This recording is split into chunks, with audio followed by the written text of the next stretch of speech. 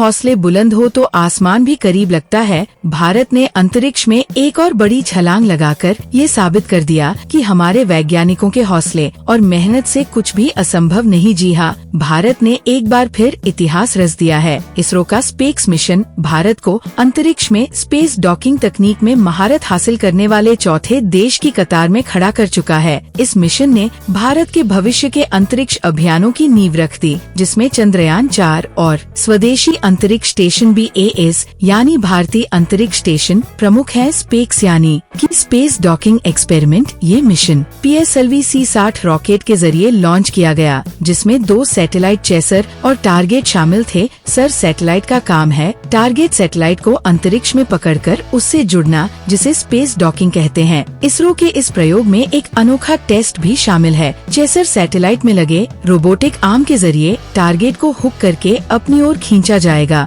यह तकनीक भारत को भविष्य में सैटेलाइट्स की मरम्मत, रिफ्यूलिंग और उन्हें कक्षा में वापस लाने की क्षमता देगी। इसरो चीफ S सोमनाथ ने इस मिशन को भारत के अंतरिक्ष कार्यक्रम में एक मील का पत्थर बताया। ये तकनीक भारत के लिए इसलिए अहम है क्योंकि ये भविष्य के मिशन जैसे चंद्रयान 4 और भारतीय स्पेस स्टेशन यानी कि BS के लिए जरूरी है। ये मिशन भारत को उन देशों की लीग में शामिल करता है जिनके पास स्वदेशी स्पेस डॉकिंग तकनीक है। इस मिशन की सफलता भारत के स्वदेशी अंतरिक्ष स्टेशन यानी BS के लिए एक अहम कदम है। इसरो ने 2035 तक अपना खुद का स्पेस स्टेशन बनाने का लक्ष्य रखा है। BS न केवल भारत के लिए बल्कि पूरी दुनिया के लिए अंतरिक्ष में अनुसंधान का एक बड़ा केंद्र बनेगा। इस तकनीक से चंद्रमा और मंगल तक इंसानी मिशन के रास्ते पहुंचेंगे। इस मिशन की मदद से इसरो स्पेस डॉकिंग तकनीक को और बेहतर बनाएगा, जो अंतरिक्ष स्टेशन संचालन के लिए बेहद जरूरी है।